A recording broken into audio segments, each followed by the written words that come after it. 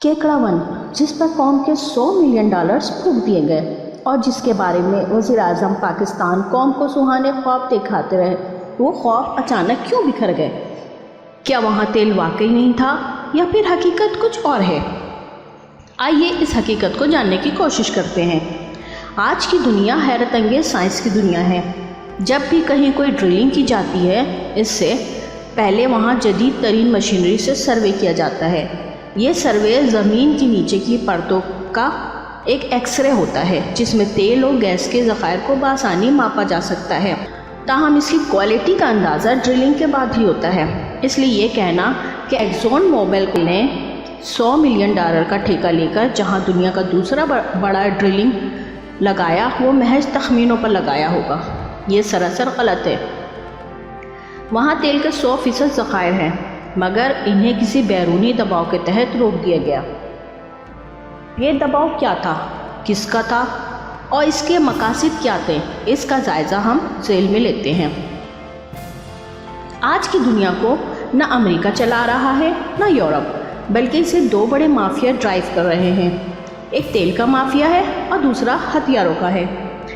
تیل کے بڑے ذخائر خلیجی ممالک میں ہیں، مگر ان ذخائر کے اکثریتی شیئر امریکی اور یورپی کمپنیوں کے پاس ہیں۔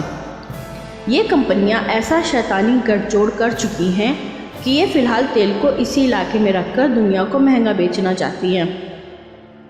اس لیے اگر دنیا کے دوسرے ممالک میں تیل نکل آیا تو خلیج کا مہنگا تیل کون خریدے گا؟ یہ مافیا کتنا طاقتور ہے، اس کا اندازہ اس سے کر لیں کہ خود امریکہ اپنے اندر کا تیل استعمال نہیں کر پا رہا اور وہ بھی خلیج سے مہنگا تیل خریدنے پر مجبور ہے۔ امریکہ نے شیل تیل کے ذخائر کھولے تو اس مافیا نے تیل کی قیمت کو $145 فی بیرل سے صرف 30 بیرل تک گرا دیا، جس کا نتیجہ یہ نکلا کہ جن کمپنیوں نے شیل پاکستان میں سرمایہ کاری کی تھی وہ دیوالیہ ہو گئی، کیونکہ شیل گیس نکالنے پر لاگت ہی $50 فی بیرل آتی تھی۔ کینیڈا نے مٹی کو صاف کر کے تیل نکالنا شروع کیا تو وہ سعودی عرب کے بعد تیل پیدا کرنے والا دوسرا بڑا ملک بن گیا، مگر یہاں بھی لاگت زیادہ تھی۔ چنانچہ اس مافیا نے کینیڈا کو بھی گھٹنے ٹیکنے پر مجبور کر دیا۔ صدر اوباما نے جب عہدہ سنبھالا تو انہیں جو پہلی بریفنگ دی گئی، انہیں بتایا گیا کہ امریکہ متبادل انرجی کے دہانے پہ پہنچ چکا ہے۔ جس دن ہم نے نئی انرجی دنیا میں متعارف کروا دی، اس دن ہمارے وارے نیارے ہو جائیں گے اور امریکہ پہ جو $14 کھرب کا قرضہ ہے وہ بھی ادا ہو جائے گا۔ مگر اوباما 8 سال گزار گئے، انہیں متبادل انرجی کی چابی نہیں ملی، کیونکہ جن کمپنیوں کے تیل پہ اجارہ داری تھی وہ اس تحقیق کو آگے نہیں بڑھنے دے رہی تھی۔ شاید بہت کم لوگ جانتے ہیں کہ امریکہ میں تحقیق بھی نجی شعبے کے پاس ہے اور نجی کمپنیاں ہی سرمایہ لگا کر نئی ٹیکنالوجی متعارف کراتی ہیں۔ آج سولر پینل 16 یا 18% پہ کام کرتا ہے۔ اگر یہ پینل 40% پر کام شروع کر دے تو دنیا سے بجلی کی تاریں، گریڈ اسٹیشن، پاور ہاؤس غائب ہو جائیں، تمام گاڑیاں سولر پاور پر شفٹ ہو جائیں۔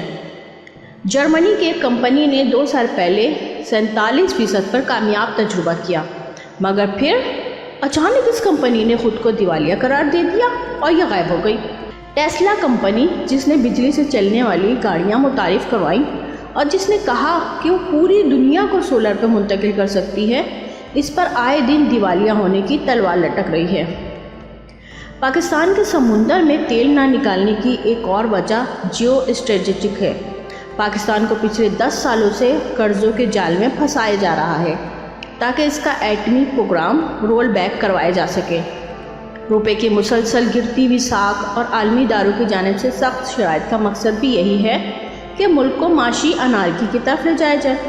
ان حالات میں یہ کیسے ہو سکتا ہے کہ تیل کی صورت پاکستان کے ہاتھ میں 10 سے 15 ارب $ سالانہ کی لاٹری دے دی جائے؟ چنانچہ پہلے ایکزون موبل کو کہا گیا کہ عالمی مارکیٹ میں ایرانی تیل کی کمی کو پورا کرنے کے لیے کیکڑا ون کھولیں، لیکن پھر اچانک امریکہ اور تیل کی علاقائی قوتوں میں معاملات طے پا گئے اور ایکزون موبل کو نتائج روک دینے کا آرڈر دے دیا گیا۔ جب کیکڑا ون پر سیدھی ڈرلنگ روک کر عمودی ڈرلنگ شروع کی گئی تھی، اسی دن سے واقفان حال سمجھنے لگے تھے کہ دال میں کچھ کالا ہے، کیونکہ آج سے 10 سال پہلے پنٹی گھیب میں میاں والا ون نامی روک دیا گیا تھا، تو یہاں اعلان تک کر دیا گیا تھا کہ ایشیا کا سب سے بڑا تیل کا ذخیرہ نکل آیا ہے۔ تیل اور گیس کا پریشر اتنا تھا کہ رگ کے سیفٹی والوں تک پھٹ گئے، گاؤں خالی کرانے کے آرڈر تک آ گئے، پھر امریکہ سے ہائی پریشر والو خصوصی آرڈر پہ بنوائے گئے، محدود پیمانے پہ سپلائی بھی شروع کر دی گئی، اور یہاں سے تیل ریفائنری تک لے جانے کے لیے پائپ لائن بھی بچھ گئی۔ مگر 2 سال بعد اس کنویں کو، جہاں ایشیا کے سب سے بڑے ذخائر موجود تھے، اچانک بند کر دیا گیا۔ یہ بات بھی سوچنے کی ہے کہ امریکی اور یورپی کمپنیاں اور ان کے ساتھ پاکستانی کمپنیاں جو ڈرلنگ کرتی ہیں وہ ناکام کیوں ہوتی ہیں، اور چینی کمپنیاں جو ڈرلنگ کرتی ہیں ان میں کامیابی کا تناسب کیوں زیادہ ہے۔ کیکڑا ون میں تیل کے وسیع ذخائر موجود ہیں، اور اس حوالے سے وزیر اعظم پاکستان کو جو خواب دکھائے جاتے رہے وہ بھی 100% ٹھیک تھے، مگر ایسے معلوم ہوتا ہے کہ کچھ قوتیں پاکستان کو مضبوط نہیں، کمزور دیکھنا چاہتی ہیں، اور یہ قوتیں پاکستان میں ہر اہم جگہ پر براجمان ہیں۔